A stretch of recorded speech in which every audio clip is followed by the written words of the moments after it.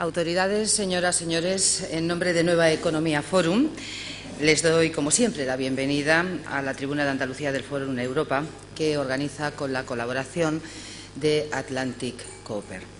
Hoy tenemos la satisfacción de acoger la intervención de la consejera de Fomento y Vivienda de la Junta de Andalucía, doña Elena Cortés, quien será presentada por el presidente de CEPES Andalucía, don Antonio Romero. La tribuna es suya.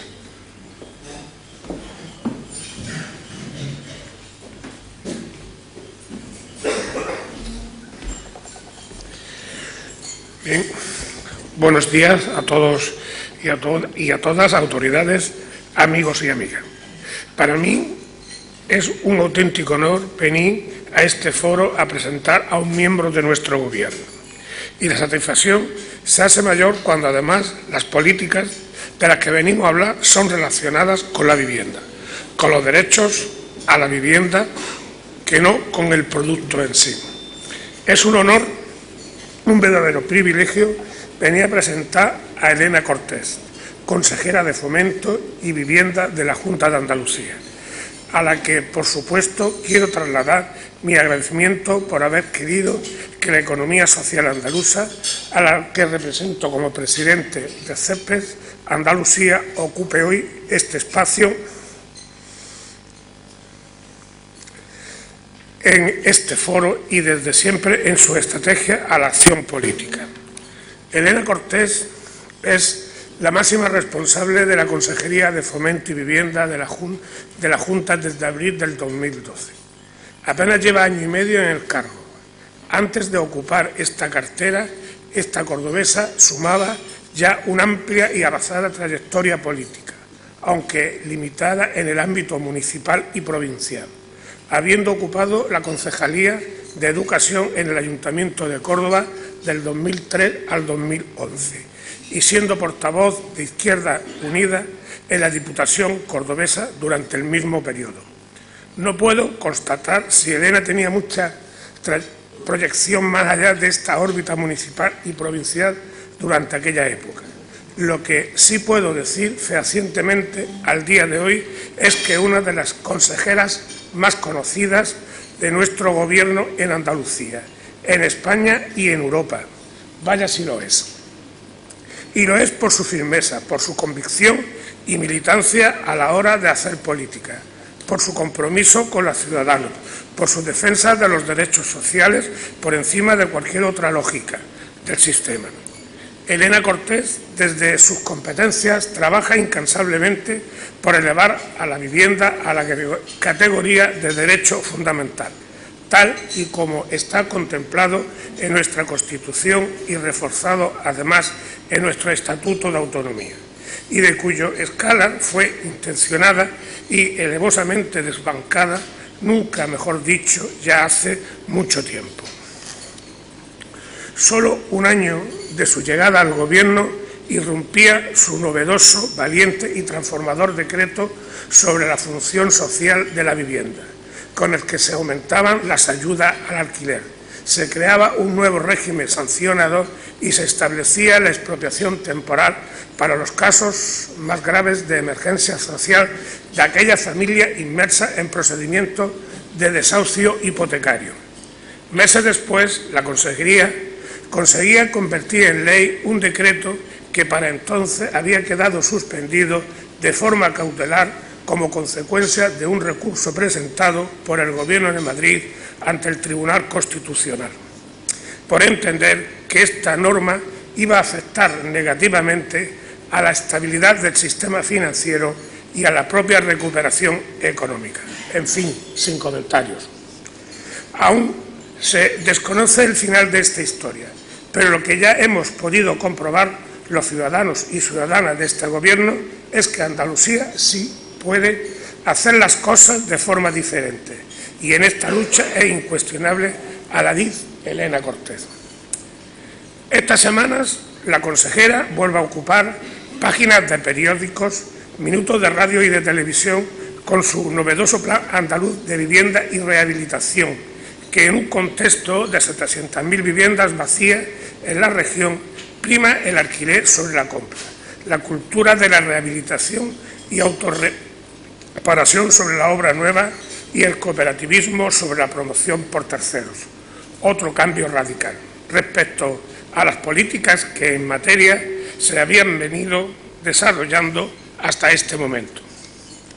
Los aludidos partícipes y responsables de toda esta situación especulativa y mercantilista en torno a la vivienda se sienten incómodos, se ponen nerviosos y recurren a lo fácil, a la crítica sin fundamento, pero eso sí, con muchos intereses. Tanchan sus ideas de fuera de lugar y antidiluvianas. No son conscientes o sencillamente no quieren serlo de que los nuevos planteamientos de la consejera Elena Cortés son absolutamente novedosos, modernos y revolucionarios. La consejera habla de profunda transformación en la sociedad y lanza mensajes sobre la urgente necesidad de un cambio cultural y educativo respecto al uso y disfrute de la vivienda por parte de los más jóvenes, respecto a nuevas formas de organización para la convivencia. Más aún, su decidida y valiente gestión subyace la intención de un cambio radical y definitivo en el modelo productivo, que ha de regirse por pautas más cooperativas y menos competitivas, y en cuyo centro la economía social debe actuar como un factor clave y estratégico. Elena Cortés reitera en cada una de sus intervenciones públicas su insumisión ante un sistema que nos ha llevado a todos a una crisis sin precedentes, a través de la cual se están socavando nuestros más excelentes derechos, y en cada una de estas manifestaciones insiste igualmente en el compromiso de la resistencia, en su lucha por el cambio. No nos vamos a rendir jamás. Es una de sus frases de cabecera. Por favor, no lo haga, consejera. No se rinda jamás en su empeño, porque su valentía supondrá recuperar el bienestar de miles de familias, porque sus ideas conducirán a la democratización de la economía y a la consecución de una sociedad más justa, equilibrada e igualitaria. Su gestión y su discurso han despertado muchas conciencias en estos meses, y esto puede suponer el inicio de un gran cambio. El afanado paso de la teoría a la práctica, de la palabra a la acción. En ese camino siempre nos encontrará como aliados. Muchas gracias.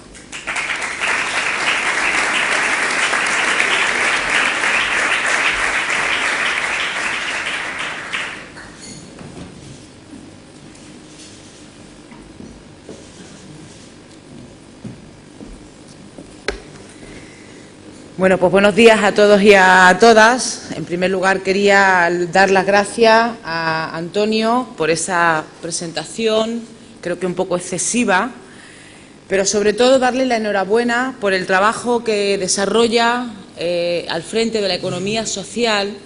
Enhorabuena que hago extensiva, lógicamente, al conjunto de hombres y mujeres que han hecho posible durante estos años de democracia que la economía social, bueno, pues sea lo que hoy es, un ejemplo de cómo poder fortalecer el tejido productivo. También quería agradecer, como no, al Fórum Europa el que esté aquí hoy con todos ustedes, a los que también agradezco su tiempo y su atención. Para el Gobierno andaluz, para mí como consejera de Fomento y de Vivienda, son necesarias voces que defiendan con convicción y alternativas, como lo hace la economía social, la urgencia de un cambio de modelo productivo, que nos permita situar al trabajo en el centro de la economía. Necesitamos a la economía social para hacerlo, porque, Antonio, si a la economía social le va bien, a Andalucía le irá bien también. El artículo 129 es uno de esos artículos de la Constitución que suelen olvidar los que se consideran grandes y verdaderos defensores de la Constitución. Si lo buscan ustedes, lo encontrarán un poco antes del artículo 135, que, por el contrario, es defendido con ardor por esos grandes y verdaderos defensores de la Constitución. El artículo 135, ya saben, ese que antepone el pago de los intereses de la deuda pública a cualquier otra partida de gasto. ese que consagra que la mayoría social pague la crisis en forma de recortes y desmantelamiento de las conquistas y derechos sociales, ese que tras una década de privatización de las ganancias persigue la socialización de las pérdidas en el marco de una agenda que pretende seguir profundizando en que la economía andaluza sea periférica y dependiente. El artículo 129 se parece poco al artículo 135, se parece más bien al artículo 33, que establece la función social del derecho de propiedad, o al artículo 47, que obliga a garantizar el derecho a la vivienda. También al artículo 128, que dice que toda la riqueza del país está subordinada al interés general. Artículos que jamás están en boca de los grandes y verdaderos defensores de la Constitución española, esos que luego la cambian en un plis-plas tras la llamada de la Troika, rompiendo precisamente aquel tan mencionado consenso constitucional. Antonio Romero seguro que conoce bien esos artículos y que además tienen su correlato, su espejo en el Estatuto de Autonomía para Andalucía. Y conocerá especialmente bien el artículo 129, porque es el que consagra la economía social. Dice así: los poderes públicos promoverán eficazmente las sociedades cooperativas. También establecerán los medios que faciliten el acceso de los trabajadores a la propiedad de los medios de producción. El acceso de los trabajadores y las trabajadoras a la propiedad de los medios de producción. No estoy leyendo el programa de Izquierda Unida, estoy leyendo la Constitución española. Y he aquí parte del problema. El apabullante discurso neoliberal ha logrado caricaturizar la idea misma de un Estado social, democrático y de derecho, que consagra la Constitución española, de manera que parece más bien una ensoñación de una izquierda detenida en el tiempo. Lo moderno, por tanto, sería asumir que la mera promoción de medidas para garantizar el cumplimiento de los artículos fundamentales para que España sea un Estado social, democrático y de derecho deben extinguirse por la obligación de subordinarlo todo a objetivos de la consolidación fiscal, cumplimiento de la estabilidad presupuestaria y al pago de la deuda, por encima de cualquier otra cosa. Y esa cualquier otra cosa no es ni más ni menos que el género humano. Y así se está escribiendo parte de la historia, la sujeción de las líneas estratégicas de la política europea y española a unas prioridades marcadas por los grandes tenedores de la deuda pública, que ha inviabilizado de facto el estado de bienestar. Parecía imposible, pero está ocurriendo delante de nuestras narices, y lo que ahora nos parece imposible puede ocurrir mañana si no lo evitamos. Esta crisis nos ha enseñado que no hay diques de contención 100% seguros para protegernos. Hace unos días, aquí, mi compañero Diego Valderas protagonizaba un acto de pura rebeldía y propuesta. El vicepresidente del Gobierno andaluz se negó a que en nuestra tierra ocurra lo que creíamos imposible hace no tanto tiempo, pero que hoy está llamando a nuestra puerta: la extensión masiva de la pobreza energética. Ese es el Gobierno andaluz, un Gobierno que considera que debe seguir siendo imposible que se corte la luz a más de medio millón de familias andaluzas que no pueden pagarla. A esa cara del Gobierno andaluz podríamos llamarla resistencia, rebeldía y propuesta. Resistencia, rebeldía y propuesta, los mismos principios que nos han impulsado a legislar para evitar el desahucio de las familias en riesgo de exclusión. Los mismos principios que han inspirado un presupuesto que apura al límite sus márgenes para evitar que lo que debería seguir siendo imposible se convierta en inevitable. La privatización de la sanidad y la educación, el despido masivo de trabajadores y trabajadoras públicos, el desmantelamiento y el apoyo a los dependientes y a las cuidadoras. El Gobierno andaluz no se limita a resistir, también avanzamos, y yo hoy quiero invitarles a ser partícipes de ese avance. Siempre se ha arriesgado generalizar, pero me voy a permitir una excepción. Yo diría que si hubiera que resumir con una palabra el común denominador de los que hoy podemos estar aquí y muchos de los que no están aquí, es preocupación. Preocupación por el presente y por el futuro. La Consejería de Fomento y Vivienda entra, además, en contacto directo con un sector, el de la construcción, especialmente castigado por la crisis y el paro. Saben que compartimos la preocupación por el problema. También saben que nos estamos ocupando en resolverlo. El problema enseña ahora su cara más terrible, pero no es un problema de ahora. Viene de aquello que llaman el milagro económico y que hoy llamamos el boom del ladrillo. En aquellos años se crearon en Andalucía 1.200.000 puestos de trabajo, de los cuales 230.000 correspondían a la construcción. A partir del año 2007, cuando llegó lo que llamaban un ciclo bajo de la economía y hoy llamamos estallido de la burbuja inmobiliaria, comenzó a destruirse empleo a raudales. Solo entre 2007 y 2011 cayeron 400.000, 215.000 de ellos en la construcción. La destrucción de empleo en la construcción alcanzó el 51%, una cifra 4 veces superior a la media. La economía y la sociedad andaluza aún no se han recuperado de ese trauma. El paisaje laboral que ha dejado la secuencia del boom inmobiliario y su estadio posterior es terrible. También el paisaje urbanístico.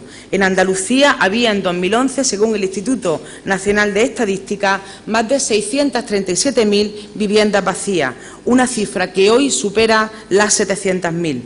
La depredación del territorio fue voraz. Entre 1987 y 2006, el incremento del tejido urbano se disparó un 52%. Nuestras ciudades se diseminaron, haciéndose más caras y difíciles de surtir de servicios, también más contaminantes. Se confundió una gran ciudad con la gran ciudad.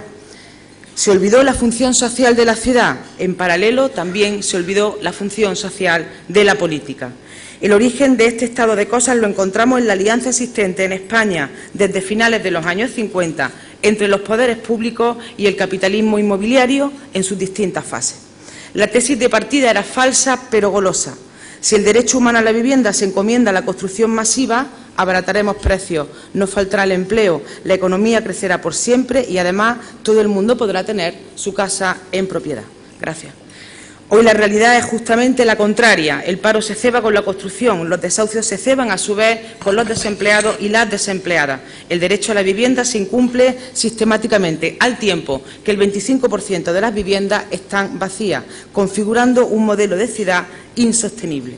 Ante esa tesitura lanzo una pregunta.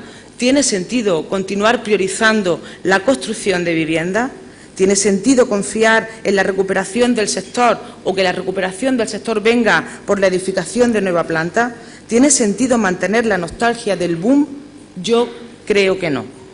La nostalgia del boom no es ni siquiera la nostalgia de un paraíso perdido, sino de un paraíso artificial. Yo les invito a renunciar definitivamente a la nostalgia del boom, a desoír cantos de sirena de quienes predican un rebrote especulativo. Les invito a avanzar a un nuevo modelo. Y el nuevo modelo se llama rehabilitación, se llama eficiencia energética, se llama regeneración urbana. Es un modelo que garantiza lo que conocemos como el derecho a la ciudad, que incluye no solo el derecho a una vivienda digna y adecuada, también a equipamientos de calidad, a movilidad sostenible, a la integración de los centros prestadores de servicios en el tejido urbano, también al empleo. La política de vivienda no es una política sectorial, es ciudad, es movilidad, sostenibilidad, investigación, innovación y también empleo. Como ha escrito Italo Calvino, tal vez estamos acercándonos a un momento de crisis de la vida urbana y las ciudades invisibles son sueños que nacen del corazón de las ciudades invivibles. Es inabarcable el campo de oportunidades que se despliega si miramos la realidad sin prejuicios del pasado, porque en realidad el paisaje resultante del boom solo está desolado si la mirada es nostálgica. Para empezar, buena parte del parque residencial andaluz está compuesto por edificios de más de 30 años de antigüedad, construidos con escasa calidad, en forma de grandes barriadas populares en los años 50, 60 y 70. Según los datos del Ministerio de Fomento, cerca del 60% del parque edificatorio se levantó antes de la entrada en vigor de 1979 de la normativa básica de edificación, introductora de los primeros requerimientos energéticos. El porcentaje de rehabilitación en España y Andalucía, en relación con el total del sector de la construcción, no llega al 30%. Muy lejos del 41% de la media europea o del 56% de Alemania. Alemania, por cierto, donde un 48% de la tenencia de vivienda es en alquiler, frente al 33% europeo y al 16% de Andalucía. Todo está conectado. Ante el panorama descrito, agravado por la fortísima contención del crédito y la escasez presupuestaria, carece, a mi juicio, del menor sentido seguir priorizando en la construcción para la compravenda. Y cobra todo el sentido, en cambio, defender la rehabilitación, la eficiencia energética y el alquiler. No solo tenemos la oportunidad de hacerlo, también la obligación. No en vano, España tiene una insoportable tasa de dependencia energética, el 77%, al tiempo que la Estrategia 2020 de la Unión Europea fija como objetivo la reducción del 20% de la energía primaria, la producción del 20% de la energía final a partir de fuentes renovables y el 20% de la minoración del CO2. Estos compromisos son vinculantes. También lo es la lucha contra el cambio climático. Nosotros, desde luego, nos lo creemos y lo tomamos en serio. ¿Cómo no creer en la rehabilitación, que consume 5 veces menos recursos que la construcción de nueva planta y genera con la misma inversión 3 veces más empleo? Ahí debemos dedicar todos nuestros esfuerzos, y no solo hablo de la Consejería, también, lógicamente, del Gobierno andaluz en su conjunto, del sector de la construcción y del conjunto de la sociedad. Y también miro hacia Europa. Acabamos de conocer un nuevo plan de empleo joven y solo si leemos la letra pequeña identificamos que esconde la trampa de la precariedad laboral envuelta en formación. Mucha formación, formación permanente la llaman, pero lo que la juventud necesita es un sistema público, gratuito, de calidad en la educación, y los trabajadores y las trabajadoras sin empleo lo que necesitan es trabajo, no formación permanente y constante. Tienen derecho a un empleo. Los trabajadores y las trabajadoras están suficientemente formados para ocupar un altísimo porcentaje de los empleos que requiere el sistema productivo andaluz. No necesitan 4 idiomas ni 5 máster, necesitan trabajar, porque no hay mejor formación que el trabajo. Por supuesto, también, en paralelo y en alianza con las universidades públicas para realizar proyectos de investigación, desarrollo e innovación, hay que seguir avanzando efectivamente en la línea de la investigación, el desarrollo y la innovación, de manera que podamos establecer una economía más ligada al conocimiento tecnológico. De hecho, desde la propia Consejería hemos aumentado un 40% en el último año su inversión en investigación, desarrollo e innovación. Pero en una situación de emergencia social como la que vivimos, de un 35% de paro y un 50% de paro juvenil, una sociedad que ha orillado en el desempleo sin expectativa a miles de jóvenes que dejaron el sistema educativo para trabajar en la construcción y sus industrias auxiliares durante los años de la burbuja, la prioridad de la gente no es acumular máster e idiomas, sino ejercer su derecho a un trabajo digno y estable, a cambio de un salario digno. Trabajo estable y de calidad, a cambio de un salario digno. No es una ensoñación de la izquierda, es simple justicia. Cuidado con el cebo de la formación permanente, es un pequeño mensaje. Formación, sí. Educación, por supuesto, pero los jóvenes tienen también derecho al trabajo. Un solo dato. Entre el año 2010 y 2012, más de 100.000 trabajadores se formaron en la rehabilitación y eficiencia energética en ciclos formativos en Andalucía. Y a ellos y a otros tantos hay que plantearles ahora empleo. Tenemos que dar trabajo. Por eso propugnamos este cambio de modelo. De lo contrario, creemos imposible que acabe lo que... De lo contrario, creemos que lo imposible puede estar acabando pasar. Es imposible ya pasar una vida entera sin un trabajo fijo, con sueldos de miseria y enganchando curso tras curso. Es imposible que lleguemos a una sociedad en la que se pague por trabajar. Ahora sigue pareciendo imposible una sociedad enteramente formada por crusoes económicos, aislados y sin vocación alguna de organización social. Pero ese es el proyecto de la Troika, ni más ni menos. Las administraciones públicas debemos resistirnos a ese proyecto y obligarnos a orientar todos nuestros esfuerzos a la creación y consolidación de empleo digno, no esfuerzos teóricos, sino esfuerzos reales. Hasta la fecha, ninguna administración está logrando ese objetivo, pero es fundamental hacer una distinción entre las administraciones que han hecho del desempleo masivo y la precariedad una estrategia para escenificar la salida en falso de la crisis, de las que apuran todas sus posibilidades para crear y mantener empleo. Y entre estas está el Gobierno andaluz, Valga el siguiente contraste. La primera iniciativa del Gobierno de España fue aprobar una reforma laboral, una nueva reforma laboral. La primera del Gobierno andaluz, un plan de choque contra el desempleo. Las políticas de la Consejería de Fomento y Vivienda parten de esa premisa. Todo lo que gestionamos, cada euro, cada céntimo, se destina para y por el empleo. Rechazamos el discurso de la resignación, ese que dicta que nada pueden hacer las administraciones para crear empleo, y menos en tiempos de escasez. Y además planteo una pregunta. ¿Acaso actuaron las administraciones, incluida la del Gobierno andaluz, con eficacia contra el desempleo durante los años de las vacas gordas? Considero que no, pero el Gobierno andaluz ha aprendido la lección. No solamente ha cambiado el contexto, no solo hemos pasado de la bonanza de las cuentas públicas, que también era una burbuja, a la profunda escasez. El Gobierno andaluz también ha cambiado de raíz el planteamiento. La presencia de Izquierda Unida supuso el inicio de un nuevo tiempo, en virtud de un pacto con el Partido Socialista para la conformación de un nuevo poder autonómico transformador al servicio de la mayoría social. Un Gobierno en el que el empleo no es una política sectorial. Cierto que hay todavía quien se empeña en etiquetar a este Gobierno como continuista. No pasa nada, no hay prisa. Vamos a tener muchos años para darnos cuenta que Izquierda Unida gobierna en Andalucía y que eso implica diferencias y cambios profundos.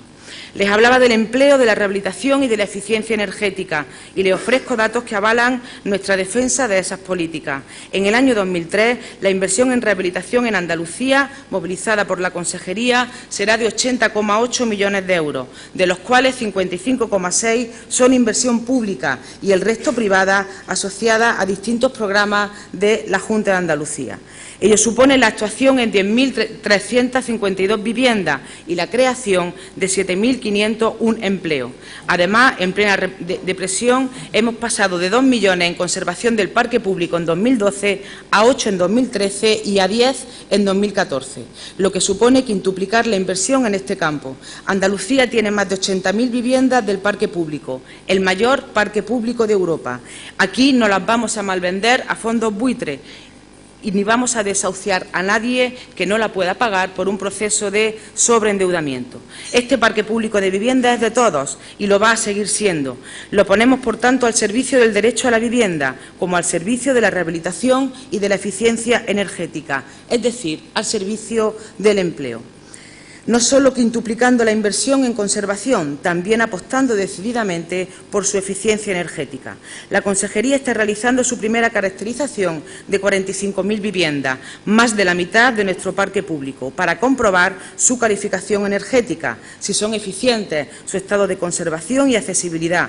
Tendremos los resultados definitivos antes del verano, pero son ya casi 30.000 las evaluadas y salta a la vista que queda un inmenso trabajo por hacer.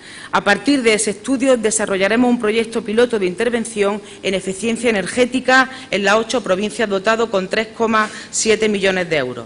Después de ese estudio y de la experiencia piloto vamos a elaborar un plan de inversión plurianual para paliar los déficits detectados, empleando tanto fondos de la Consejería como fondos europeos, porque el cambio de modelo, la estrategia de desarrollo sostenible de Andalucía hacia un esquema social, económica y ecológicamente equilibrado reclama una especial atención del diseño del nuevo marco de los fondos comunitarios.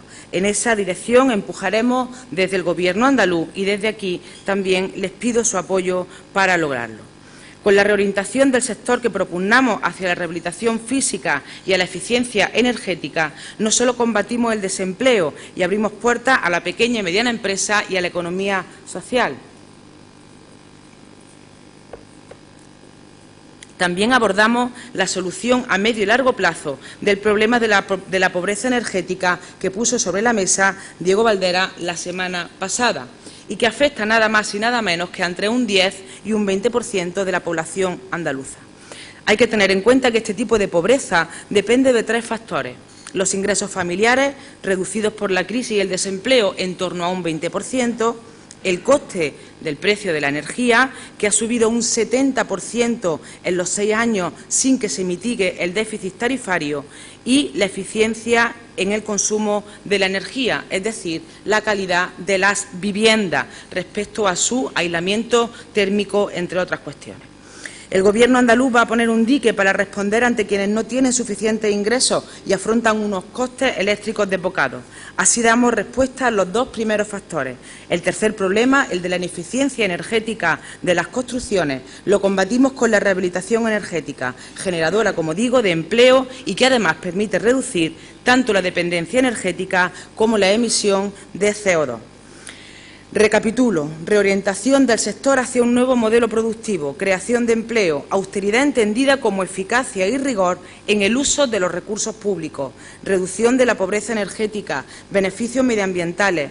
Todos estos ingredientes componen el modelo que defiende la Consejería de Fomento y Vivienda y que desarrollará ampliamente en el parque de vivienda y rehabilitación actualmente en fase de aportaciones, en el plan de vivienda y rehabilitación actualmente, como ustedes conocen, en fase de aportaciones. Desde aquí convoco al sector de la construcción, y hablamos de un sector tan decisivo en la economía andaluza que convocarlo supone hacer un llamamiento a toda la sociedad, a apostar definitivamente por este modelo sostenible, sin mirar atrás más que para constatar los errores cometidos y conjurarnos para que no se repitan. Exigimos también incentivos fiscales estatales para la rehabilitación, IVA reducido y desgravación del IRPF, más aún en un contexto en el que la Consejería y el Gobierno andaluz están apurando sus márgenes, con una subida del 11,2% en el 2014 en programas de vivienda y rehabilitación. Esa línea política estratégica de la Consejería necesita acompañarse de todas las facilidades posibles para alcanzar sus objetivos. Decía que la Consejería pone cada euro donde es más urgente. Lo hacemos en el campo de la vivienda y también en el de la obra pública, ámbito en el que estamos realizando un esfuerzo de racionalización para garantizar infraestructuras eficientes y sostenibles, que no hipotequen el futuro de las cuentas públicas y presten un servicio óptimo a la ciudadanía. En contraste a este esfuerzo de racionalidad económica, nos acaban de volver a recordar que no vamos a recuperar la cantidad de dinero público inyectado a la banca. Es la sublimación del modelo de gestión pública que dedica dinero en cantidades formidables a propósitos ajenos a los intereses de la mayoría social. Hábilmente, esa pésima noticia se nos ha presentado en forma de éxito. Hemos salido del rescate, dicen los ministros. Es curioso. El Gobierno celebra ahora una salida del rescate que siempre negó, pero saben que no es cierto. Nosotros sabemos que no es cierto. Seguimos intervenidos por la Troika, que plantea nuevos recortes, y al tiempo la economía productiva sigue sin crédito. Las familias tampoco tienen acceso al crédito. Nuestra ética de la austeridad, la convicción de dar a cada euro su destino justificado en términos de impacto social y creación de empleo, refuerzan la legitimidad de una reivindicación clave para Izquierda Unida, clave para el futuro de Andalucía: la banca pública. Nuestra comunidad necesita una banca de titularidad pública, gestionada conforme a unos estatutos aprobados por el Parlamento, financiada en su origen por el propio presupuesto de la Junta de Andalucía y por el FROP, como gestor de las ayudas del Banco Central Europeo, con capacidad de conceder crédito y captar ahorro. Enterrado el viejo proyecto de la Caja Única y con el crédito bancario cerrado, urge pasar a la ofensiva y poner en funcionamiento una banca pública que financie el urgente cambio de modelo productivo.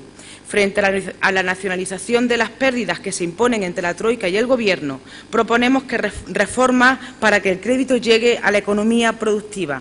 Frente a la cultura del recorte y la resignación, la banca pública habilita un instrumento clave para la gobernanza, entendida como la tarea de la Administración al servicio de un desarrollo económico y social estable y duradero. La banca pública es fundamental para el paso adelante que hoy aquí les propongo en el campo de la rehabilitación y de la eficiencia energética, tanto para la pequeña y mediana empresa, protagonista insustituible del cambio de modelo productivo que ahora encuentra las puertas cerradas del crédito privado, como para las familias que pretenden realizar acciones regeneradoras en sus viviendas o bloques.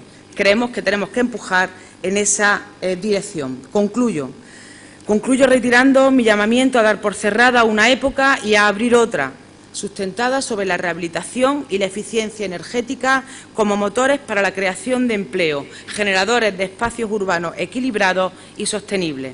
Hay tanto por hacer aquí que la nostalgia de los años del boom, que la mera pretensión de imitar, aunque sea en versión reducida, aquel modelo, es un acto social y económicamente suicida. Hay quien dice que al actual Gobierno andaluz le está tocando gestionar los restos de un naufragio. Yo prefiero ver la realidad de otra manera. Nos está tocando construir un nuevo barco. Muchas gracias.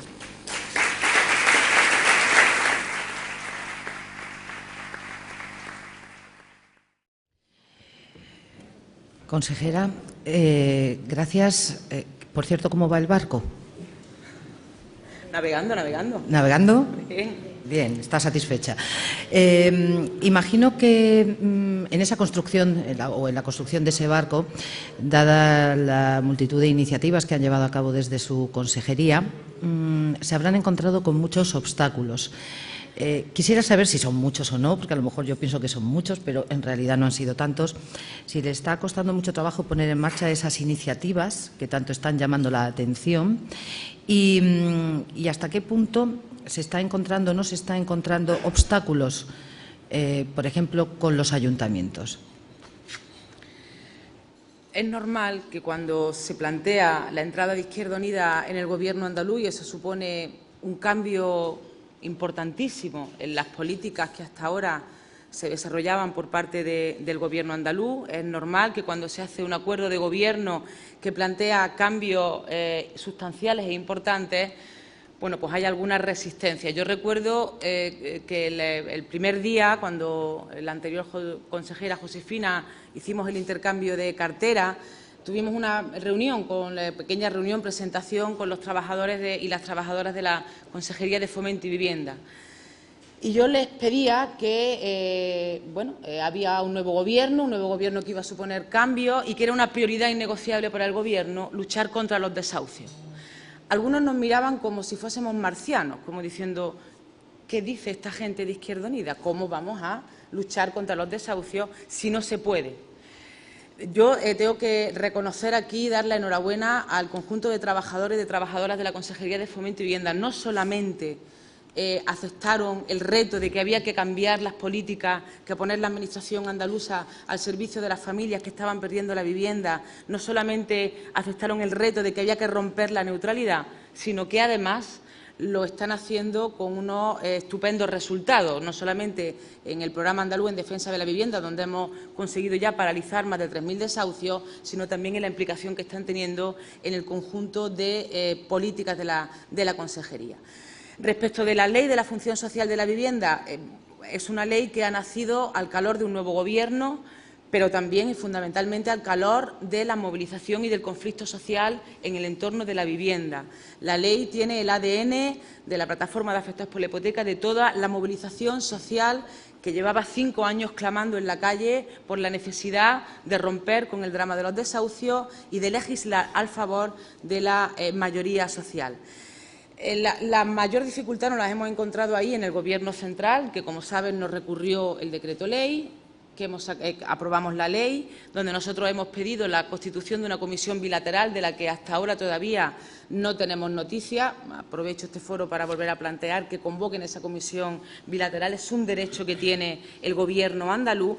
Y respecto de los ayuntamientos, estamos teniendo una más que razonable colaboración, firmando los convenios de adhesión en defensa del derecho humano a la vivienda y una implicación, porque los gobiernos locales, a diferencia de lo que creo que me estoy extendiendo mucho, ¿no? A diferencia, ya acabo, de lo que plantea la reforma laboral del partido, la reforma de la administración local del Gobierno central, que es que va a borrar del mapa, si no conseguimos pararlo, lo que hasta ahora conocemos como democracia local, son la puerta de entrada, la primera puerta de entrada de muchos problemas que tienen los ciudadanos y, bueno, una buena parte de ellos se han implicado. Bien, es verdad que con determinado partido que gobierna, o determinado que no, que gobierna el Partido Popular, pues se han implicado menos, pero, bueno, hay una buena respuesta por parte de los ayuntamientos andaluces en esa defensa del derecho humano a la vivienda. Buscar dinero como sea. Por ejemplo, me ha llamado muchísimo la atención lo de la utilización de los solares procedentes de la deuda histórica, por ejemplo, para pagar autovías, o esa propuesta, por ejemplo, de ese alquiler compensado con posibilidad de hacer obras de mejora y así, de esa manera, pues compensar parte de lo que se tiene que pagar en cuotas de alquiler. ¿Le queda todavía recursos para buscar más dinero? Porque algunas de las preguntas que le voy a formular ahora y que vienen de los asistentes es precisamente el pago bueno, o bien de atrasos que se llevan o bien de obras nuevas. ¿Queda todavía dónde buscar más dinero? ¿Va a ser eso viable y efectivo, estas iniciativas tanto de los solares que le comentaba como lo del alquiler compensado? Y también me ha llamado la atención, y lo hablaremos luego si le parece, el tema de las fianzas de los alquileres. ¿Queda dónde buscar más dinero? ¿Cree que esas medidas serán efectivas para encontrar ese dinero que se necesita? ¿Ese recurso económico? Por eso lo hemos aprobado y lo hemos puesto en el articulado de la ley del proyecto de presupuestos de la Junta de Andalucía para el año que viene, porque ante cada limitación que tenemos en un momento de asfixia económica brutal a la Comunidad Autónoma de Andalucía, les recuerdo que tenemos 1.200 millones de euros menos con los que hacer ese presupuesto y ese objetivo de consolidación fiscal, hay que buscar alternativas. Una de ellas es, pues, efectivamente, los solares de la deuda y los edificios de la deuda histórica, que en fin, ya hemos planteado, nunca se debió de pagar en solares, pero habrá que hacer de la necesidad virtud, tenían como objetivo convertirse en dinero. Bien, pues vamos a convertirlos en dinero a través de, como adición, no solamente sustituyendo, licitar determinado tipo de obras con cargo a esos solares y bienes inmuebles de la deuda. También hemos planteado la necesidad de que el 70% de los depósitos de fianzas y suministros se dediquen a la política de vivienda. Ahí tenemos todo un campo importantísimo por avanzar y por recorrer, y yo creo que también, pues, va a tener efectivamente sus frutos. Y lo del alquiler compensado es una realidad que se plantea a pasos agigantados, porque ante la imposibilidad de poder pagar el alquiler y la necesidad que tiene un Gobierno de defender la dignidad de lo público y la implicación de la ciudadanía en lo público, bueno, pues si no se paga el alquiler, pero se contribuye a trabajos para la comunidad en el ámbito de las viviendas, bueno, pues es una manera de establecer un buen elemento. Yo aquí, y termino, que quería plantear la necesidad de una auditoría de la deuda. No es posible que asumamos sin crítica, con las consecuencias terribles que está teniendo para los derechos sociales, para la mayoría social, la deuda, el pago de la deuda, hacer una auditoría de la deuda, ver qué deuda es legítima, cuál no, y a partir de ahí abordar un presente y un futuro que nos permita a los gobiernos y a los poderes públicos responder a las demandas y a las necesidades y a los derechos de la mayoría social. En cualquier caso, la gente que vota a un Gobierno para que ese Gobierno gobierne defendiendo sus intereses. Sobre las fianzas, no sé qué mecanismos de control van a establecer ustedes sobre esas fianzas que se pagan con los alquileres y que deben de ser ingresadas en Hacienda y que no se está haciendo en la mayoría de los casos, seamos realistas. ¿Van a establecer algún mecanismo de control precisamente para que, bueno, aflore ese dinero que se da a la hora de pagar, esa fianza que se da a la hora de pagar un alquiler, esas fianzas?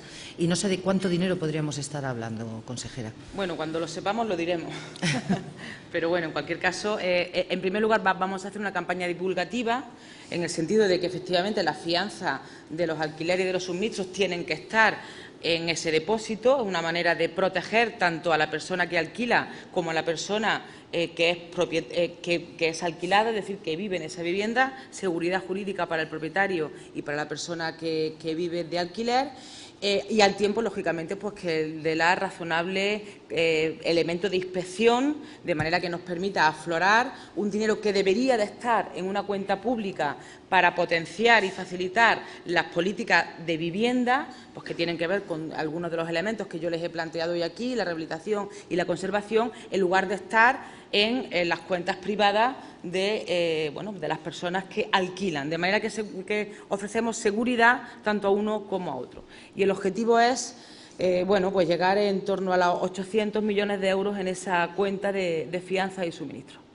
que lo que se aprovecharía, digamos, es ese movimiento de dinero y además los intereses que pudiera generar, ¿no? El 70%. Imagino, el 70%. Bien, don Juan Aguilera, de CEA FADECO, quiere preguntarle cuándo piensa pagar el Gobierno andaluz las subvenciones que le debe a los promotores de vivienda protegidas del plan anterior. Bueno, pues Juan Aguilera conoce que en el seno del Gobierno andaluz estamos abordando la cuestión del plan de vivienda y suelo anterior. Sabe también que lo cerramos en diciembre del año pasado y que en el seno del Gobierno andaluz estamos abordando esa cuestión tanto con los promotores privados como con los promotores públicos. Y, bueno, pues en ese camino estamos, él sabe, ocupados y preocupados en ver cómo planteamos esa cuestión.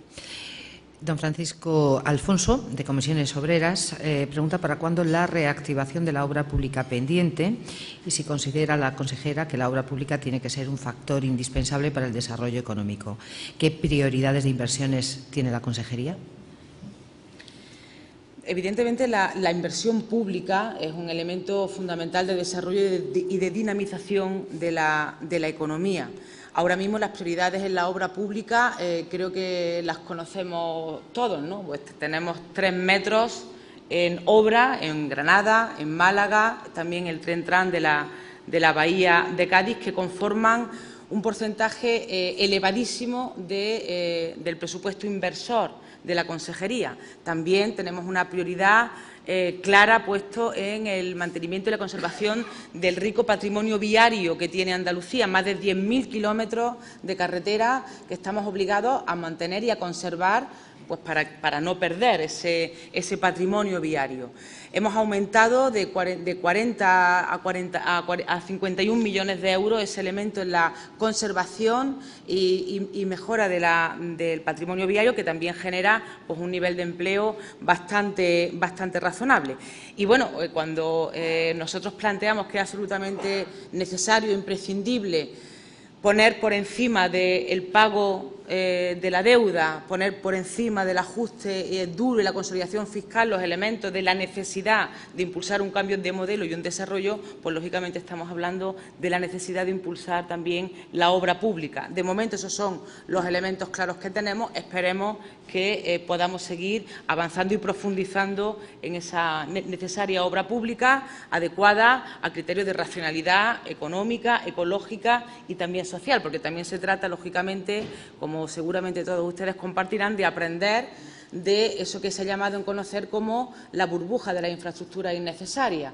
Tenemos elementos claros como, por ejemplo, el aeropuerto de Castellón, ¿no? Infraestructuras útiles que sirvan socialmente, que sean sostenibles económicamente y viables ecológicamente también, y que profundicen en ese cambio de modelo y cohesión territorial de Andalucía. Vamos a seguir hablando de dinero porque don Luis Flor, de APS, pregunta o señala que ante la falta de financiación de la Junta, problemas de pago en hospitales, en construcción, etcétera, etcétera, señala cómo piensa la Junta de Andalucía pagar a las constructoras las contratas de rehabilitación. Y además hace otra pregunta, cómo prevé una bajada del paro en el sector de la construcción solo con la rehabilitación y con ese dudoso cobro. Bueno, yo con todo el elemento de la deuda o de la falta de tesorería, de liquidez en la Junta de Andalucía, en el Gobierno andaluz, creo que se han hecho esfuerzos importantes. Desde el 2011 hasta aquí se han pagado más de 1.000 millones de euros. Es verdad que hace falta seguir abordando esos pagos y en ese trabajo está el Gobierno andaluz. Creo que de una manera responsable, pues afrontando esa realidad que tiene que ver, pues, insisto, con ese estallido de la crisis económica, de la crisis estafa económica, de la falta de liquidez del Gobierno andaluz, como de todos los gobiernos autonómicos, y de una senda, a mi juicio, y creo que a juicio del conjunto del Gobierno andaluz, equivocada, que tiene que ver con una consolidación fiscal a costa de lo que sea, y ese costa de lo que sea es todo: el pago de la deuda, los derechos sociales, los derechos materiales de la ciudadanía. Y en la rehabilitación es donde nosotros creemos que hay que imitar un modelo europeo hemos dado aquí datos del porcentaje de la economía que en Europa se dedica en el sector de la construcción a la rehabilitación, de cómo eso genera empleo, de cómo nos hemos dedicado en años anteriores a formar a jóvenes y a no tan jóvenes en los procesos de rehabilitación y de eficiencia energética, que la rehabilitación genera 3 veces más empleo que la construcción de la obra nueva y que, evidentemente, hay que movilizar recursos a través de fondos europeos, también a través de las cuentas públicas, para que ese cambio de modelo y esa palanca que puede ser la rehabilitación, pues efectivamente la hagamos. Ese es el momento en el que estamos en el proceso de alegaciones y de aprobación del plan de vivienda y rehabilitación, y el objetivo es movilizar tanto dinero público como privado, en el sentido del dinero que ponen las familias, para mejorar y multiplicar el sector de la construcción en la rehabilitación de vivienda. Don Ignacio Sánchez, de ASICA, pregunta si durante el 2014 veremos algún concurso de ingeniería de consulta en el BOJA o continuarán realizando casi todos los trabajos con medios propios de la Consejería de Fomento y Vivienda. Ahora mismo estamos realizando efectivamente una buena parte de los trabajos con fondos propios. También creo que es razonable. Tenemos un montón de trabajadores y de trabajadoras en la Administración que saben y pueden hacer esos trabajos para la consejería. No obstante, también, pues por ejemplo, en el elemento de la solución el acuerdo al que hemos llegado en el metro de Málaga, pues lógicamente hay proyectos que se van a sacar a licitación a la calle. Así que un poco de todo. Uno de los asistentes decía, señala que si el parque público de vivienda se va a poner a disposición de los ciudadanos y si no se va a echar nadie que no pueda pagar el alquiler a causa del sobreendeudamiento, dice, privado, ¿quién va a pagar el alquiler? Y con estas premisas cree que si algún propietario va a dedicar su vivienda a eso, al alquiler. Bueno, aquí hay dos elementos diferenciadores a mi juicio. Andalucía tiene el parque público de vivienda, lo que se conoce como viviendas sociales, más importante de Andalucía, 80.000 viviendas, en las que viven 80.000 familias. No hay ninguna vivienda que no cumpla con la función social para la que fue construida, porque ese es el objetivo de las viviendas sociales. Están diseminadas, repartidas en 550 municipios de Andalucía y las conocemos todos como las viviendas sociales, el parque de vivienda público de Andalucía. Están en alquiler, un alquiler asequible. Hay familias que por un proceso de sobreendeudamiento no pueden hacer frente al alquiler. La decisión que tomamos cuando llegamos al Gobierno andaluz en ese objetivo de innegociable contra los desahucios es que nadie del parque público que no pueda pagar la vivienda porque tiene un proceso de sobreendeudamiento o de pérdida de empleo va a ser desahuciado. Y a cambio, ¿qué planteamos? Un quid pro quo, un trabajo para el bien común, para la comunidad, una dignificación de lo público. Lo público no significa que nadie lo pague o que nadie lo cuide, todo lo contrario. Lo público es algo que desde el Gobierno y de la sociedad tenemos que defender su cuidado, su cuido y su bienestar. Y en ese sentido lo que estamos planteando es que aquellas familias que no puedan hacer frente al pago del alquiler se involucren en el buen funcionamiento, en el bien común de la comunidad, el bien común.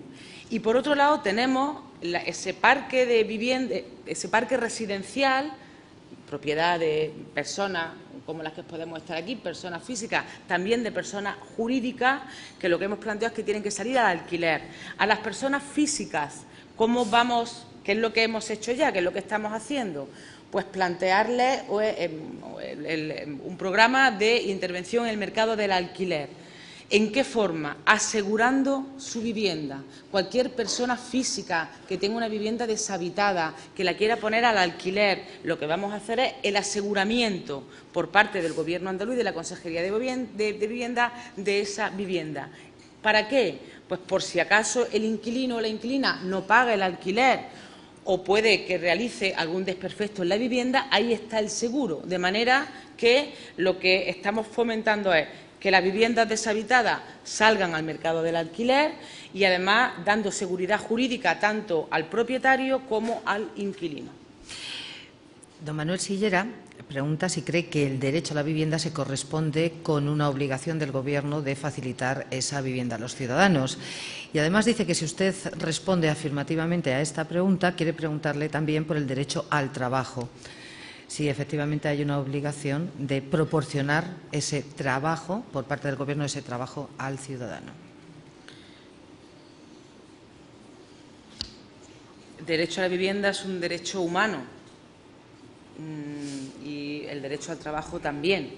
Y, lógicamente, cuando los ciudadanos van a votar, votan porque creen que el Parlamento, legislando, y los gobiernos, aprobando leyes o gobernando, pues deben de resolver o poner los medios necesarios para que el derecho a la vivienda sea una realidad y el derecho al trabajo, al empleo, también.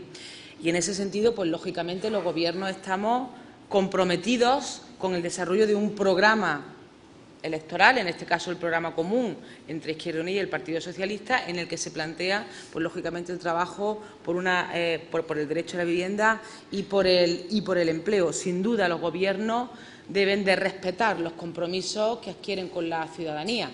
Lo que no tiene mucho sentido es lo que estamos viendo ahora, ¿no? Gobiernos que se presentan a las elecciones con un programa electoral y que cuando llegan al Gobierno hacen todo lo contrario de lo que dijeron que no iban a hacer. Bueno, pues aquí, en fin, esto no parece razonable y yo creo que habría que plantear procesos de revocación de los gobiernos que no cumplen con aquello que han planteado o de control de los programas electorales, porque no tiene sentido que no se cumpla el programa electoral. En cualquier caso, los gobiernos estamos obligados a hacer cumplir con los derechos de la ciudadanía. En el caso del derecho a la vivienda, creo que desde el Gobierno andaluz se ha iniciado un camino que persigue ese objetivo, derecho humano a la vivienda, y en el caso del derecho al empleo, no solamente con la aprobación del plan de choque, sino también con cómo hemos movilizado el dinero público que tenemos en el presupuesto para la generación de empleo y, lógicamente, pues creando las condiciones necesarias para que eso sea una realidad. Una curiosidad que tengo desde hace un tiempo. ¿Cree usted que las medidas que propone, que ha propugnado, que ha puesto en marcha, etcétera, asustan o no en un primer momento? ¿Son medidas innovadoras? ¿Son medidas que no se han puesto antes en marcha? Pero en el sistema en el que nos movemos, económico en el que nos movemos, no sé si cree que esas medidas pueden asustar, no asustar y hasta qué punto. Y realmente, si las está entendiendo la ciudadanía, le quiero preguntar también si las está entendiendo la ciudadanía y si la ciudadanía entiende que son de Izquierda Unida. Yo creo que las medidas han sido convalidadas socialmente.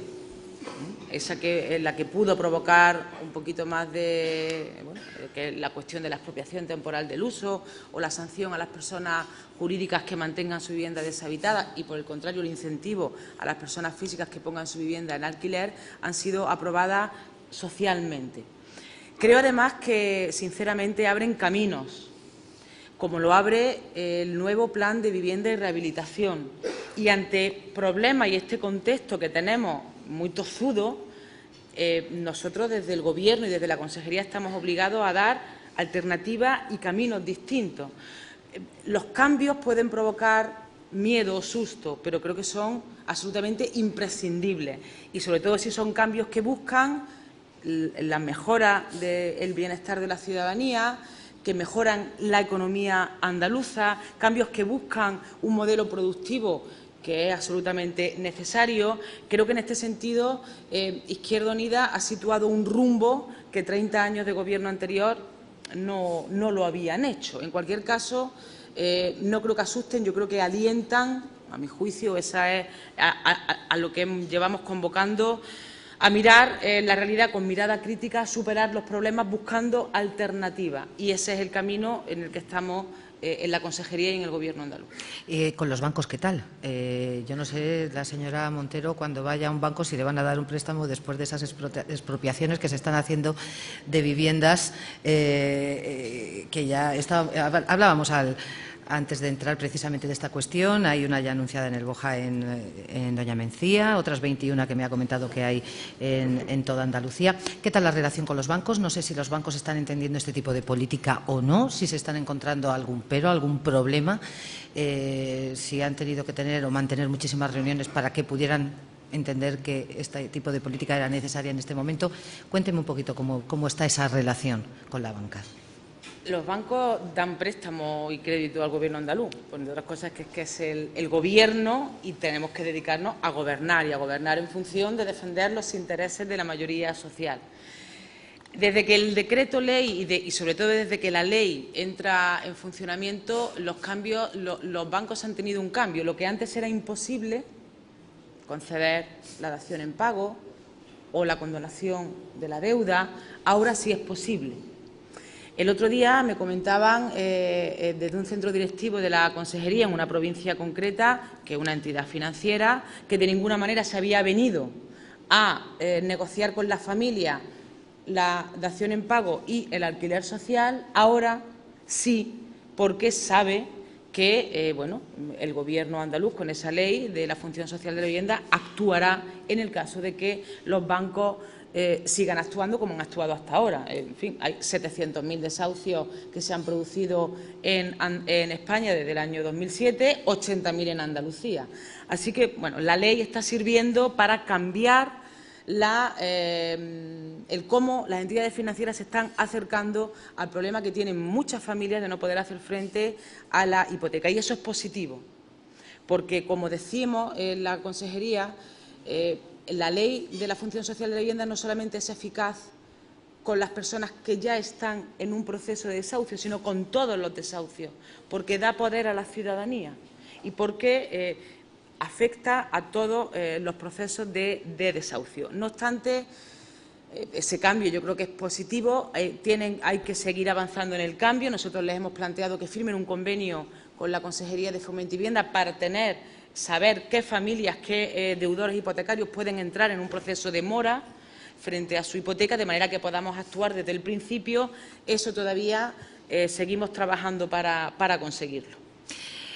Uno de los asistentes señala que el cambio de modelo productivo en Andalucía pasa también por un cambio en el modelo de diálogo social, y así se ha mantenido reiteradamente tanto por parte de Izquierda Unida, dice, como por parte del Gobierno andaluz. Señora consejera, pregunta, ¿le consta y puede informarnos de cuál será la hoja de ruta de ese cambio? ¿Qué pasos se van a dar? ¿Qué fase va a seguir? ¿Qué objetivos a medio plazo y largo plazo? Si existe una temporalización, señala, y cuál será el definitivo nuevo mapa del diálogo social y la concertación. Nosotros hemos planteado que ante los retos tan importantísimos que tiene ante sí la sociedad andaluza y los retos tan importantísimos que tiene ante sí el Gobierno andaluz y la absoluta necesidad de cambiar el modelo productivo, de generar empleo, es necesario, efectivamente, el diálogo social. Y es necesario que cuantos más actores participen en el diálogo social, mejor. Más capacidad tendremos de acertar, más capacidad tendremos de buscar alternativas.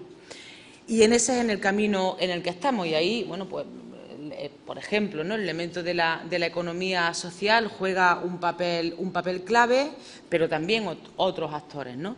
Esa hoja de ruta está en este momento formando parte de los trabajos del Gobierno andaluz y se trasladará, ¿no? Pero es absolutamente imprescindible abrir el diálogo social ante los inmensos retos que tenemos y la capacidad que tenemos de coger experiencia de un montón de colectivos, de sectores que vienen comprometiéndose y trabajando con Andalucía y que hay que también aprender de esa experiencia. Doña Lola San Juan, de AMECOP, Mujeres Cooperativistas. En este nuevo modelo productivo, ¿qué papel cree que tenemos las mujeres y medidas de la Consejería para hacernos más visibles a las mujeres? Las mujeres, tenemos un doble problema en esta actual situación, ¿no? Tenemos un problema por mujeres trabajadoras, con una dualidad respecto del empleo masculino evidente y, además, un doble problema por la cuestión de género, ¿no? Es un problema por ser mujer y trabajadora y, además, por la cuestión de género. Las mujeres, sin embargo, lo comenta quien hace la pregunta, pues ocupan papeles importantes, elementos importantes en cooperativas o en partes de la economía social. ¿Cuál es el objetivo en esa redacción y elaboración del plan de vivienda y rehabilitación? Pues buscar el lugar, efectivamente, de las sociedades cooperativas de Andalucía, también de ellas, buscar el lugar, el papel de las mujeres en los procesos de rehabilitación de vivienda. Porque si cuando hablamos de la construcción de nueva planta de vivienda, de manera absolutamente abrumadora, yo diría casi del 99,9%, el empleo es masculino, cuando miramos a la rehabilitación hay una mucho mayor margen del empleo de las mujeres, el empleo femenino, y es absolutamente imprescindible incorporar también a las sociedades cooperativas de Andalucía y, lógicamente, también a las mujeres, por ejemplo, en el elemento de la rehabilitación de vivienda y en ese nuevo modelo productivo. Nos quedan 5 minutitos. Voy a unar 2 preguntas, una de doña Ana Chocano, de CEACOP. La otra no se identifica quién la formula. Una relativa en concreto a las infraestructuras, a lo que es la política de infraestructuras. Hemos hablado de vivienda, pero de infraestructuras, ¿qué es lo que nos espera para el año 2014? ¿Qué tipo de inversiones? ¿Qué es lo que se va a hacer? ¿En qué se va a trabajar? Y en energías renovables se pregunta también, con la intención del Gobierno de Madrid, la política que se ha llevado a cabo en este ámbito, ¿qué es lo que va a hacer Andalucía? Si tiene algún tipo de respuesta frente a esa política del Gobierno nacional, ¿no? Son las 2 cuestiones que plantean fuera de lo que es el ámbito de la vivienda. Las inversiones para el año 2014 de la Consejería de Fomento y Vivienda, que no es la única que hace inversión, hay más compañeros en otras consejerías, lógicamente, que hacen inversión. Yo les recuerdo que el presupuesto del Gobierno andaluz, de la comunidad autónoma, tiene un 2,3%, 2,1% de inversión del Producto Interior Bruto, el doble que la inversión en Producto Interior Bruto, en esa relación del Gobierno central. Con otras comunidades autónomas no tenemos parangón, es decir, es un Gobierno andaluz que, a pesar de las limitaciones, de la asfixia y del esfuerzo que hemos tenido que hacer, situamos la inversión como un elemento clave en el presupuesto. En el caso de la Consejería de Fomento y de Vivienda, ¿en qué vamos a invertir? Vamos a invertir en conservación y mantenimiento de carreteras, 51 millones de euros. Vamos a invertir en los metros de Málaga, 70 millones de euros, más la tarifa técnica para su puesta en mantenimiento, el metro de Granada y el tren-tram de la Bahía de Cádiz. Y también vamos a invertir en la reactivación de alguna infraestructura viaria, como por ejemplo la variante de Albó, como por ejemplo algunos tramos importantes de la variante del Olivar en la provincia de Jaén, que tenían un alto grado de ejecución, y que, el objetivo de la consejería era terminar aquello que tuviese un alto grado de ejecución. Ahí es donde, en el elemento de infraestructura, vamos a centrar la inversión. También en un elemento que es clave del cambio de la movilidad de las ciudades, de cómo volver a la ciudad de raíz mediterránea, consolidada, de cómo, en definitiva, revolucionar el modelo de movilidad sostenible, y eso en la ciudad de Sevilla pues tienen un ejemplo claro, que fue la puesta en marcha de las vías ciclistas. Bueno, pues otra parte importantísima de la inversión, 18 millones de euros, se va a destinar a dotar al conjunto de capitales de provincia de Andalucía, más las ciudades de Algeciras y Jerez, de una red de vías ciclistas que permita que entre el 8 y el 10% de la movilidad cotidiana se desarrolle en la bicicleta como medio de transporte. Ustedes, muchos son sevillanos, insisto, disfrutan de esa realidad, y queremos que ese paso adelante que dio Sevilla hace ya algunos años, pues lo den el resto de capitales de Andalucía. Y desde aquí aprovecho otra vez para plantearle a los alcaldes y alcaldesas que no desaprovechen esa oportunidad, que es inversión en su ciudad y también generación de empleo y lógicamente, una mejora de la movilidad sostenible en sus ciudades, y que aquellos que puedan estar en un elemento todavía de duda entre debates que también vivió la ciudad de Sevilla sobre si eso supone pues reducir la calidad de los peatones o quitar aparcamientos, en fin, aquellos elementos que ya salvaron en Sevilla y que la realidad ha demostrado pues que estaban infundados, no titubeen y que apuesten por esa firma del convenio con la Consejería de Fomento y Vivienda y, bueno, pues hagamos esa inversión. Por lo tanto, esos son los elementos prioritarios de inversión de la Consejería. Metros, movilidad sostenible, reactivación de algunas carreteras que estaban paradas desde febrero del año 2012, conservación y mantenimiento de las carreteras y el desarrollo del Plan Andaluz de la Bicicleta. ¿En energías renovables? Ay, perdón, y en energías renovables, ciertamente, bueno, el Gobierno andaluz, a través de el anterior consejero, interpuso un recurso a ese cambio que nos parece, bueno, que no camina en la dirección adecuada y buscaremos nuestro modelo alternativo en energía renovable. Hablábamos hoy de cómo, a través de la rehabilitación y de la eficiencia energética, bueno, pues hay que abrir ahí un camino, un modelo andaluz de rehabilitación que defienda el interés general, que sea una intervención pública y también que avance en ese elemento de energías renovables. Solo quedan 3 preguntas y, desde luego, de muy distinto signo. Doña Elena Manzano, de Onda Cero, le pregunta si apoya la petición del Partido Popular para que comparezca la presidenta de la Junta tras el auto de la jueza Alaya que extiende la investigación de los ERE a todas las consejerías de la Junta. ¿Perdón? ¿Qué es Sí, lo que ha dicho? que si apoya la petición del PP, pregunta Elena Manzano de Onda Cero, si apoya usted la petición del Partido Popular para que comparezca la presidenta de la Junta tras el auto de Alaya, de la jueza Alaya, perdón, que extiende la investigación de los ERE a todas las consejerías de la Junta. Ahora, es que no había entendido lo que pedía ahora la jueza Alaya.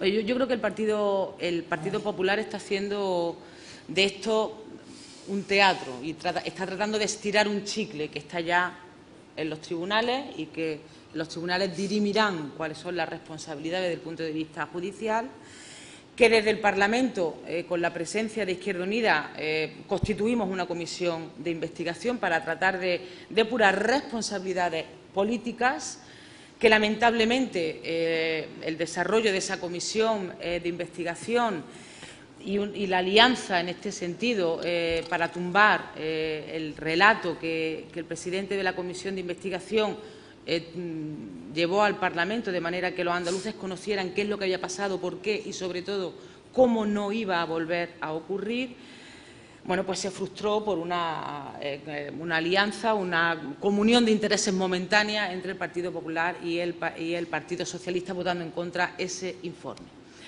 Yo lo que planteo es que el Partido Popular está haciendo ahí un teatro para desviar la atención de otros elementos, que está tratando de estirar un chicle.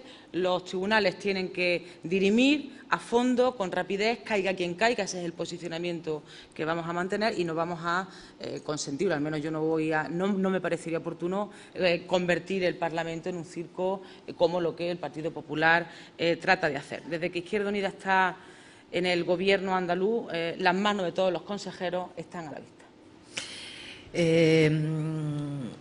Aunque el señor Maillo comentó el otro día que aquellos consejeros, o sea, aquellas personas de Izquierda Unida que fueran consejeros o consejeras no ocuparían ninguna alcaldía, don Julián Martín pregunta si, bueno, porque dice que las encuestas vuelven a dar buenas expectativas a Izquierda Unida en Córdoba, si se vería usted de alcaldesa de Córdoba, precisamente, de su ciudad natal.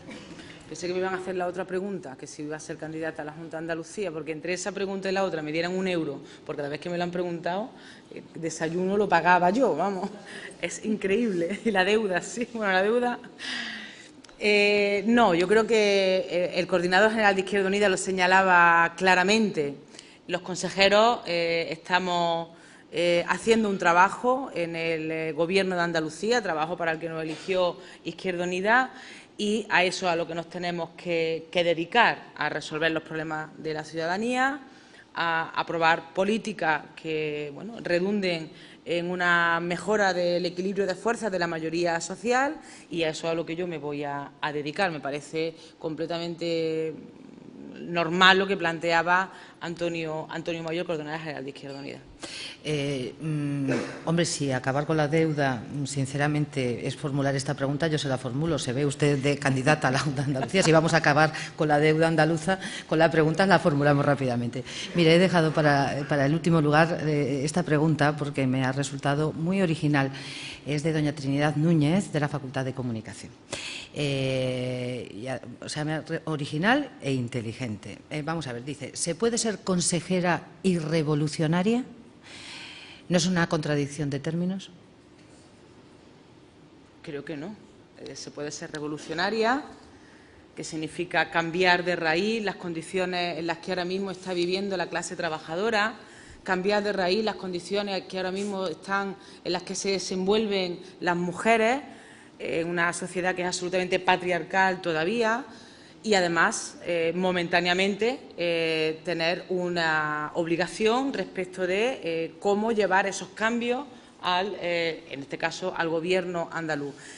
Lo que yo creo que no tendría sentido, lo que yo siempre considero que no tiene sentido, son gobiernos que no responden a las necesidades de los pueblos, ¿no? Y a los que se les vota porque dicen que van a hacer una cosa y luego hacen otra cosa. La política debe de ser revolucionaria en estos momentos, siempre, pero en este contexto absolutamente claramente, con esta estafa que las clases trabajadoras y las mujeres estamos sufriendo. Y, bueno, ser revolucionaria y formar parte de un Gobierno andaluz yo creo que es exactamente lo que el pueblo andaluz estaba pidiendo a través de los resultados de las elecciones autonómicas de marzo del año 2012. Necesidad de un cambio político a la izquierda, necesidad de un Gobierno que dé poder al pueblo, que defienda los intereses de la mayoría social y que, lógicamente, propicie un mayor desarrollo de la economía andaluza, un cambio de modelo, y en eso estamos. Se lo preguntaba al señor Valderas y quiero terminar con la misma pregunta. ¿Es difícil gobernar o no? Es difícil gobernar, sí, es difícil gobernar, pero es apasionante, porque, bueno, como Gobierno andaluz, tener la posibilidad de, con la gente, con todos los que están hoy aquí, más con la gente, abordar la realidad que vivimos, plantear alternativas, aprobarlas, llevarlas a efecto y mejorar y cambiar con la gente, insisto, la realidad tan dura que está viviendo la familia es difícil, pero es absolutamente apasionante ese reto. Muchísimas gracias, consejera, y don Miguel Palacios.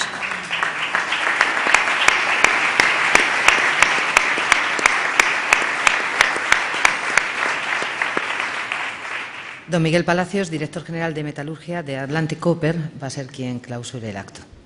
Sí, gracias.